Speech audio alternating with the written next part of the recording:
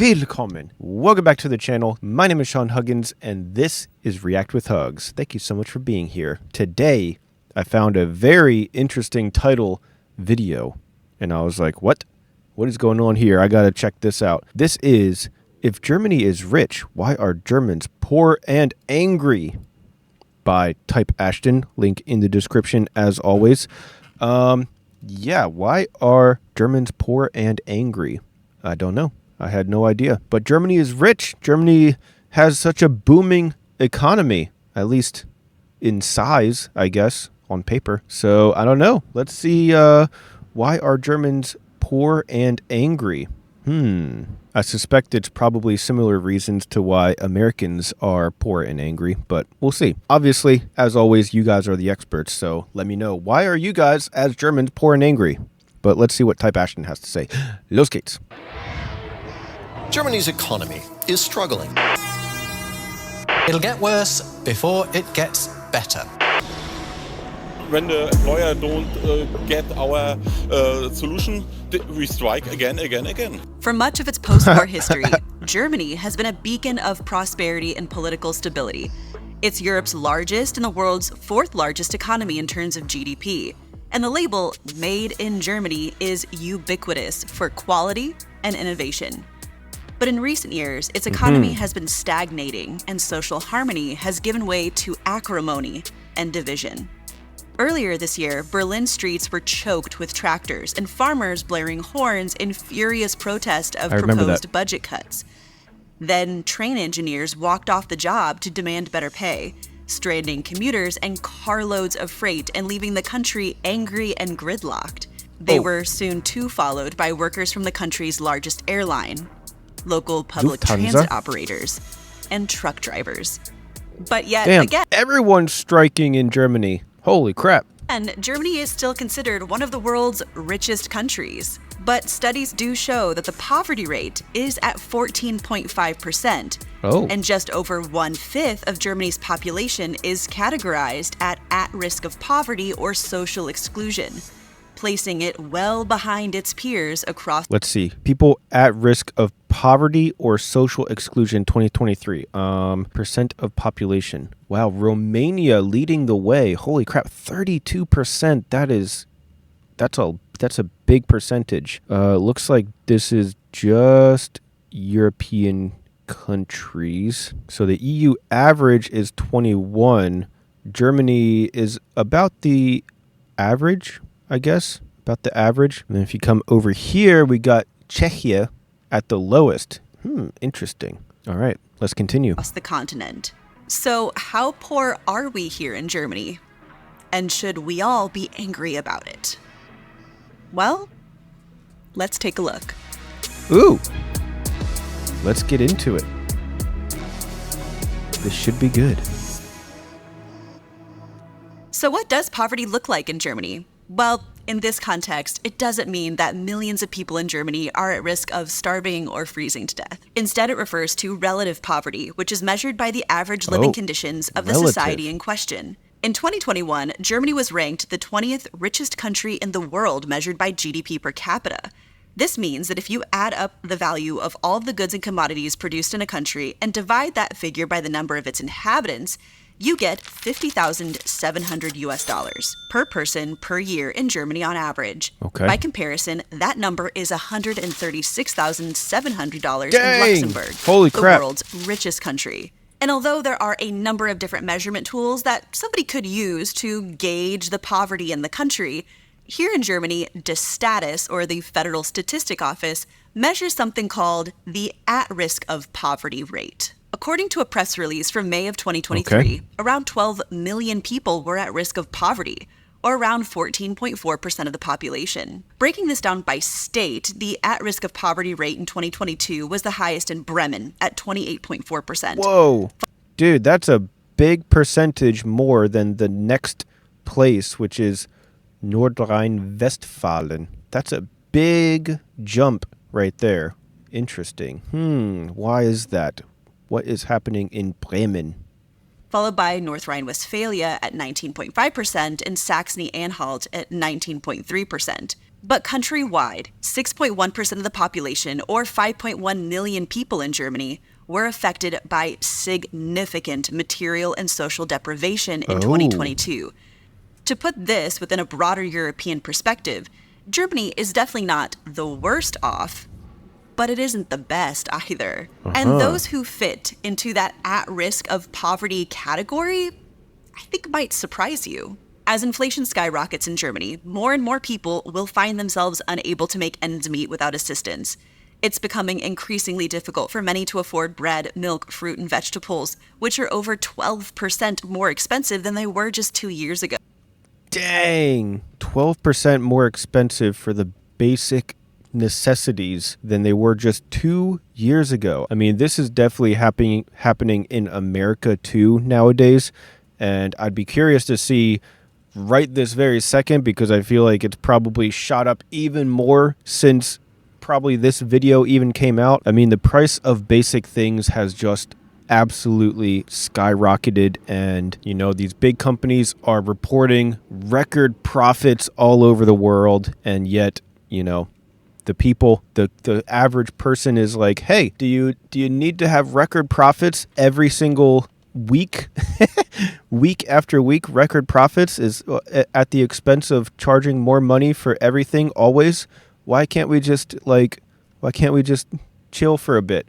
And they're like, nah, the shareholders. You're not thinking about the shareholders. Go. Plus, the number of people who cannot live on their current income despite having a full-time job is also increasing, and that's despite the recent increase in the minimum wage.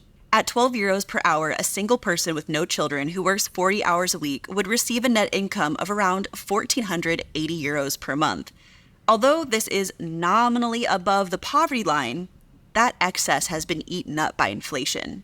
Students are also greatly affected by the situation, especially recipients of federal funding.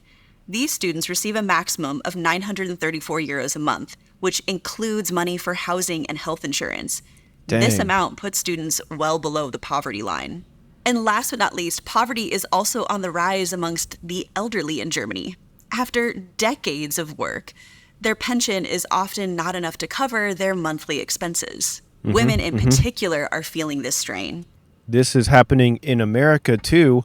You work your whole life and you're paying into the American pension system, and then you retire and you're like, here's $1,000 a month. Good luck. And it's like, huh? That doesn't even cover the cost of my rent. How am I supposed to survive? Good luck. Thanks for your service for the last 40 years. Thanks for paying us every single month while you work for the last 40 years. Good luck. Figure it out. And it's only getting worse. Like, every generation is getting less and less money from like the federal pension program, basically. And yeah, I mean, it's not looking good. As they are more likely to have worked part-time and have been paid less.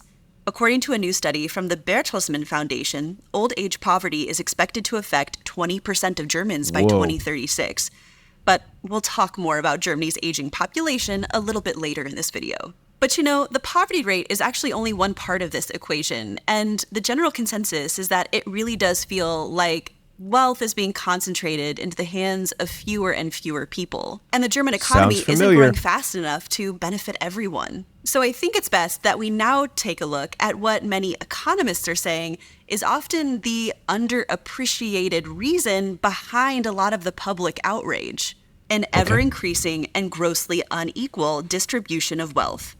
According to a Bundesbank survey in 2021, the top 10% of households have at least 725,000 euros of net assets and control more than half the country's wealth, while the bottom 40% of households have at most 44,000 euros of net assets. But of course, these are the extremes of the wealth distribution. And if we're really trying to understand what the public outrage is about wealth inequalities in Germany, well, we need to look in the middle and see how these things are affecting the middle class. In Germany, the median household income reported just 107,000 euros of net assets.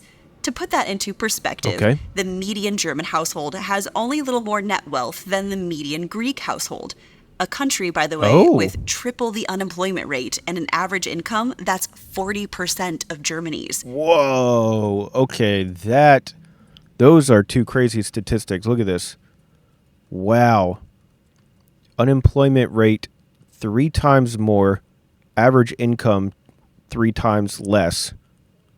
Wow. And it's essentially the same amount of assets at the end of the day for the middle class. Holy crap. I mean, that's a staggering statistic right there. Of course, there is the argument that maybe Germans just don't simply need as much money to live a comfortable and fulfilling life.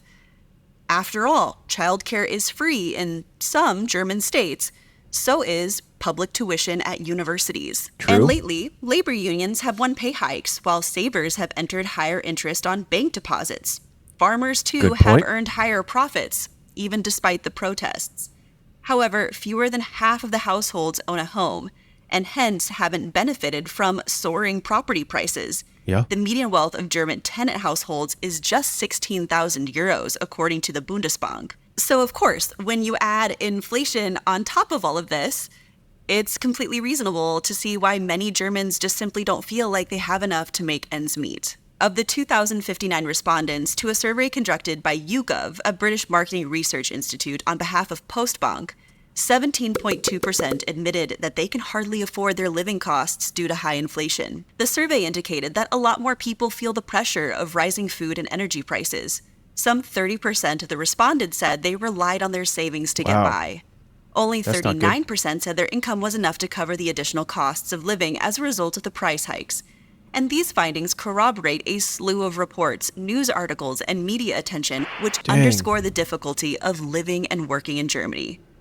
But is it that way for everyone? I mean, if you're trying to buy a house in Germany, good luck. Like, I mean, it's not much better in America, but I think that America builds so many houses that you can maybe get lucky and, buy a house for a bit cheaper than in Germany. But dude, buying a house in Germany, oh my gosh, like, good luck. That's all I can say. The prices are just insane. Now, there is a way that somebody could take a look at this same set of data and draw maybe a little bit of a different conclusion.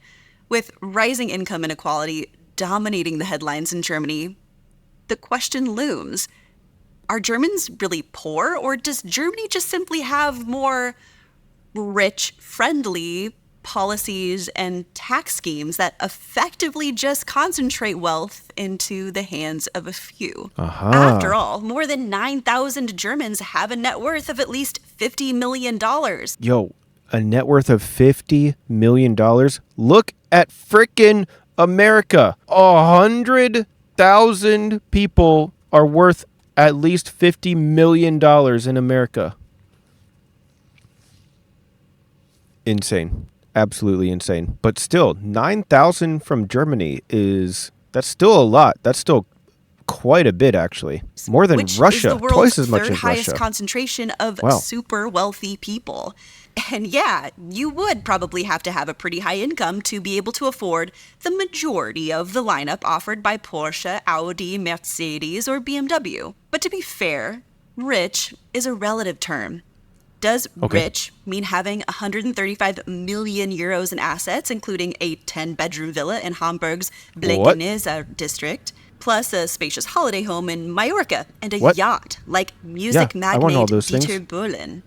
Yeah. Or does it mean having a small independent business valued at $1 million that can pay the salary of 1 or 2 other employees, support a mortgage on a house, and a yearly family ski vacation? Well, perhaps then maybe the best definition of who is rich in Germany is just simply who benefits the most from the existing tax structures. The OECD and leading German economists have long criticized the country's tax system because the burden is skewed too much towards wages, while property and inheritance taxes are low. There are...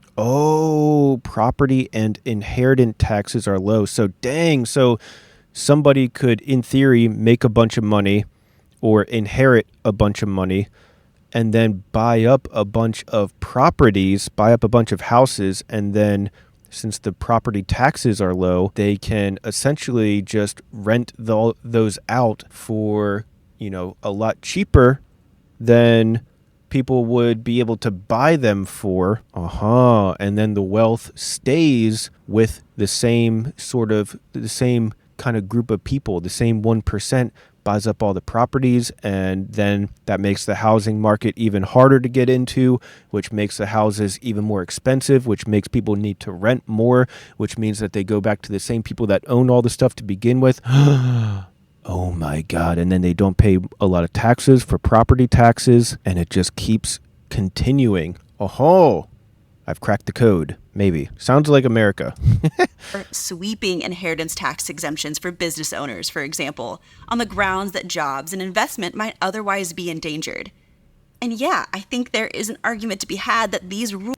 Was this top inheritance tax rates in lineal heirs in the OECD? Okay. Wow, Japan 55%, Korea 50%. Yo, that's crazy. US 40%, Germany only 30%. But look at this. Poland and Italy 7% and 4%. Dude, Italy 4%? Oh my God.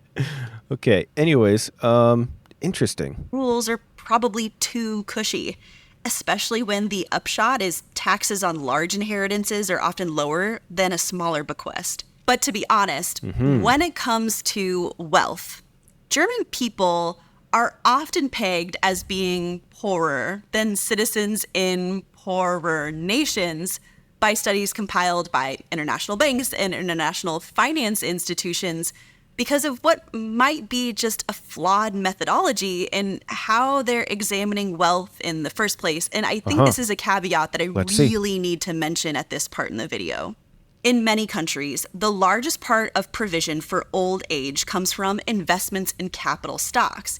If there's a pay-as-you-go pension system, like Social Security in the United States or the state pension in the UK, it's merely a basic income to avoid old people becoming totally destitute.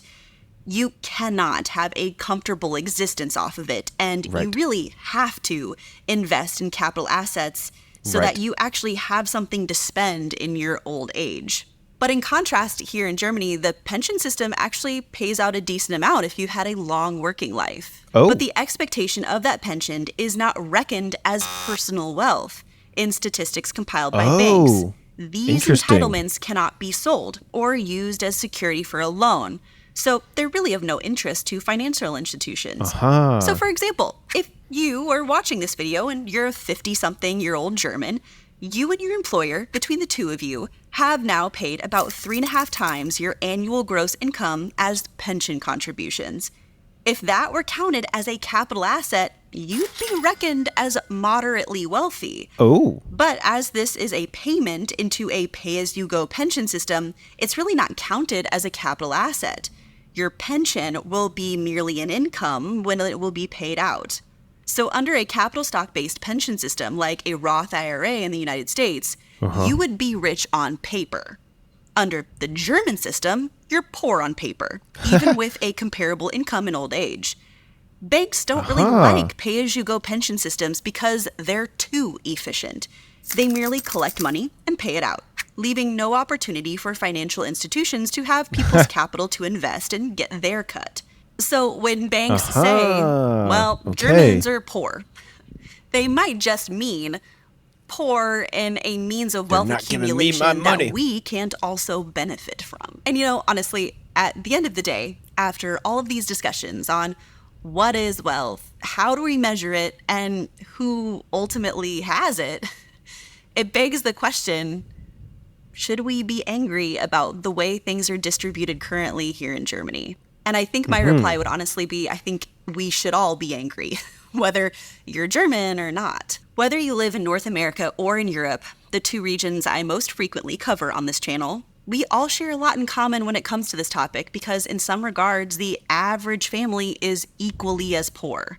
Since 2008, nominal US GDP has outpaced that of the European Union to the point that the EU is now just 2/3 of the economy that the US is, rather than the prior near parity. US nominal GDP per capita is nearing Singapore's, while all of Europe, except for small rich states like Norway and Monaco, are significantly behind. GDP per capita 2019. Yeah, I mean, I feel like this doesn't tell the whole story of America, though, because yes, like all of that is fine, but then most of the wealth is still concentrated on, the top 1% of people. So it's like, yeah, technically on paper, the GDP per capita is whatever, and that's fine. But like, it's all in the hands of the rich people, and then they get taxed basically nothing. So it doesn't go back into the government for social programs, for repairing infrastructure, for school for children or whatever. Like, it just stays in the hands of the wealthiest families for generations and generations, and they just keep building it and taking it, and that's it. And so this doesn't really, I feel like this doesn't really tell a whole lot of the story, But these aren't reasons for American superiority. Nor really is it grounds to say that Americans are somehow unfathomably more wealthier than Germans or other Europeans. Money, wealth, and value are three related but different things that are easy to confuse with each other. Money is what you have to use to exchange wealth. That is, goods or services from which you then derive some tangible or intangible value. The traditional view of wealth is that it's not just about having money, but also about having that money go somewhere, far enough to provide a certain amount of value from a certain amount of wealth. There's arguably already such an updated modern-day definition, which we term quality of life, and ironically is something that Americans far more readily admit is superior in Europe. Yes. To say that the quality of life is higher in Europe because there's less work, less crime, less driving, better and healthier food, and better public services is just to list a bunch of ways that Europeans are collectively wealthier than Americans.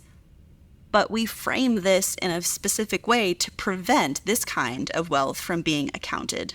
And quite frankly, when it comes to wealth in the monetary sense, unless you're in that top 10%, no matter where you live, you're probably getting the short end of the stick. Oh, yeah. Wealth buttresses financial security for families and is much more concentrated among the top tier of wealth holders, with households in the top 10% of wealth distribution in high-income countries owning more than half of all household wealth. Oh my God. In the United All right, let's see what this is.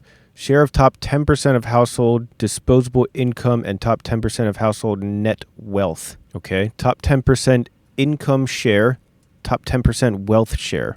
Okay. Whatever that means. Whatever that means, the United States has the biggest gap right here.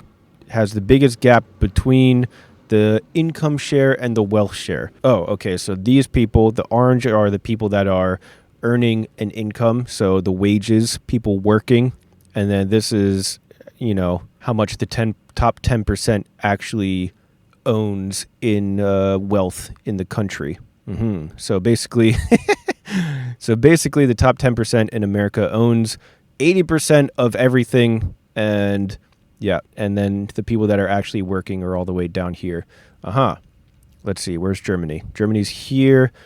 Yeah, I mean, it's the same all across the board. There are some countries that are pretty close. What is this? Slovak Republic is pretty close. Japan's kind of close. Greece is kind of close. So there's some that are close, but I mean, in general, though, if you're not in the top 10%, States, they own 79% of it.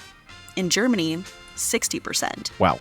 So at a time of acute health and economic crisis, widening divisions are raising moral, social, economic, and political challenges.